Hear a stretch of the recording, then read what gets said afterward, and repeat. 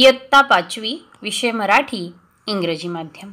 आज आपण आपल्या पाठ्यपुस्तकातील पाठ आमची सहल यावर आधारित चर्चा करणार आहोत. सर्वप्रथम सहल म्हणजे काय? तर सहल म्हणजे आपली पिकनिक, जी तुम्हा सर्वांना म्हणजेच लहान असो किंवा मोठे, मतलब चाहे छोटे हो या बड़े, सभी को पिकनिक जाना बहुत अच्छा लगता है.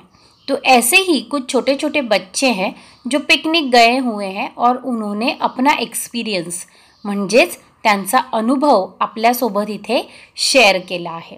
तो कोणता अनुभव? कोठे पिकनिकला गेले, कहाँ पर पिकनिक गए, उन्होंने वहाँ पर क्या क्या किया, ये सारी बातें इस पाठ के माध्यम से हमें बताई गई हैं. तो आइए चले देखते हैं आमची सहल हा पाठ. चला पाहूया आमची सहल. आमची सहल गावच्या आमराईमध्ये गेली होती. सहलीला वर्गातील सर्व मुले मुली आल्या होत्या. मतलब आमची सहल हमारी पिकनिक गावच्या आमराईमध्ये गेली होती, मतलब गांव के आमराई में गई थी. आमराई मतलब जहाँ पर आम के बहुत सारे पेड़ लगाए जाते हैं और उसकी प्रॉपर देखभाल की जाती है, और उसके बाद एक बड़ा सा आम का बागीचा तैयार होता है जहाँ पर सिर्फ आम के पेड़ होते हैं, तो उसे कहा जाता है आमराई. सहलीला वर्गातील सर्व मुले मुली आल्या होत्या. वर्गातील मतलब क्लास से, क्लास में से सभी लड़के लड़कियां, मुले मुली, गर्ल्स एंड बॉयज आए हुए थे. बाईंनी सगळ्यांना जेवणाचे डबे व पाण्याच्या बाटल्या आणायला सांगितले होते.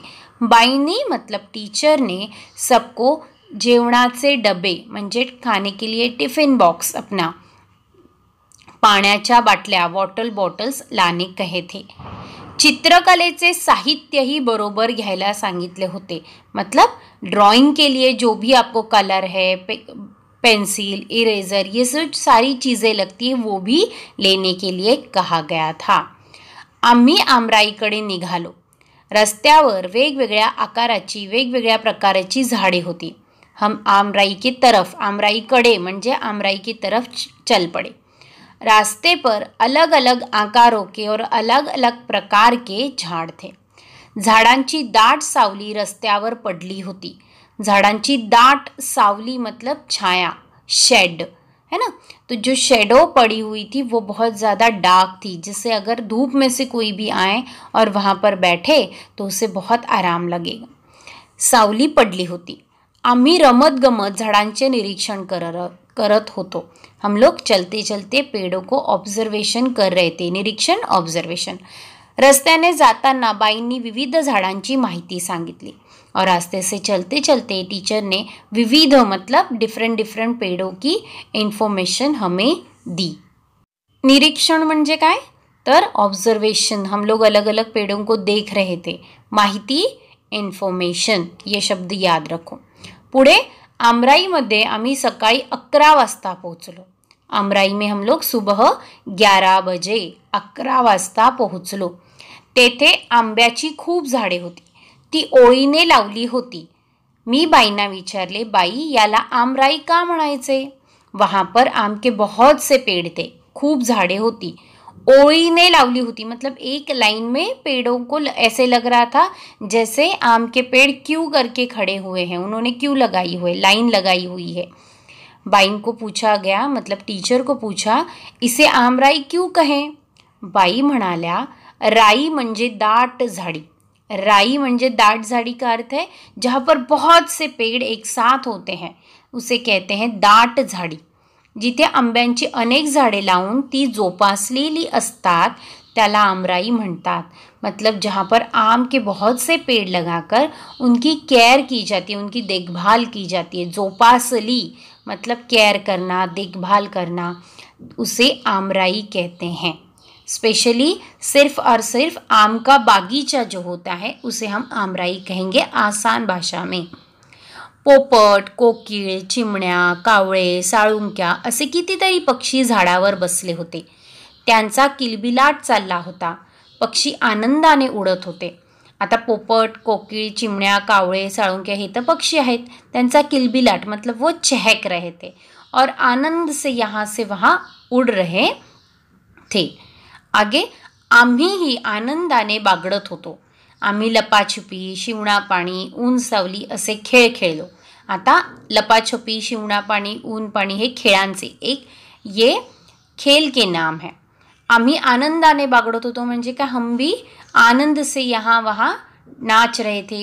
मतलब आप पिकनिक गए हो तो आप लोग तो मज़ा लूटने ही वाले हो. उसी प्रकार ये बच्चे कर रहे थे. वाऱ्याने पडलेल्या कैऱ्या गोळ्या केल्या.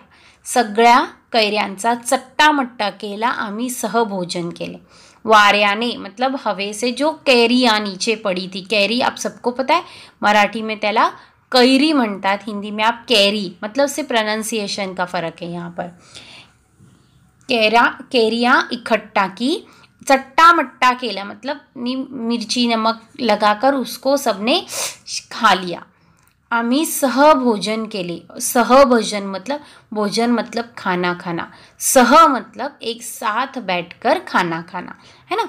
जैसे हम पिकनिक में जाते तो सब एक ही साथ ही बैठकर खाना खाते, तो इसीलिए वहाँ पे शब्द आया है सहभोजन, एक साथ बैठकर भोजन करना. अब यहाँ पर कई खेलों के भी नाम आए. देखो, लपाछपी, शिवणापाणी, ऊन सावली, जो खेल आप भी खुद खेलते हो. त्यानंतर बाईंनी आम्हाला चित्रे काढायला सांगितले. उसके बाद बाईंनी मतलब टीचर ने हमें कहा कि बैठकर चित्र निकाले.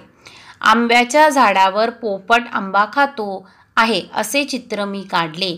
और जो लेखक है हमारे, उन्होंने कौन सा चित्र निकाला है? आंब्याच्या झाडावर पोपट आंबा खातो. आम के पेड़ पर एक पोपट मतलब तोता बैठकर आम खा रहा है. कोणी कैरियांनी लगड़लेले झाड़ काढले. तो किसी ने बहुत सारी कैरियाँ एक पेड़ पर लगी हुई है ऐसा एक पेड़ निकाला. तो कोणी खूप पक्षी बसलेले आंब्याचे झाड़ काढले. तो किसी ने एक आम का पेड़ ऐसा निकाला जिस पर बहुत से पंछी बैठे हुए थे. बर्ड्स, पक्षी म्हणजे बर्ड्स. कोणी आमराईचे चित्र काढले, तर कोणी पूर्ण आमराईचे चित्र काढले. तर कोणी कैरा गोळा करणाऱ्या मुले मुली काढले. तो किसी ने क्या किया, कैरिया इकट्ठे करने वाले छोटे बच्चे के चित्र निकाले, है ना. बाईंनी सर्वांचे चित्र बघितले. त्यांनी आम्हाला कैरी व आंबा यातला फरक सांगितला. कैरी क्या होती है और आम क्या होता है, इसके बीच में डिफरेंस क्या है, फरक म्हणजे डिफरेंस, वो बताया. किसने बताया? बाईंनी सांगितले, मतलब टीचर ने बताया.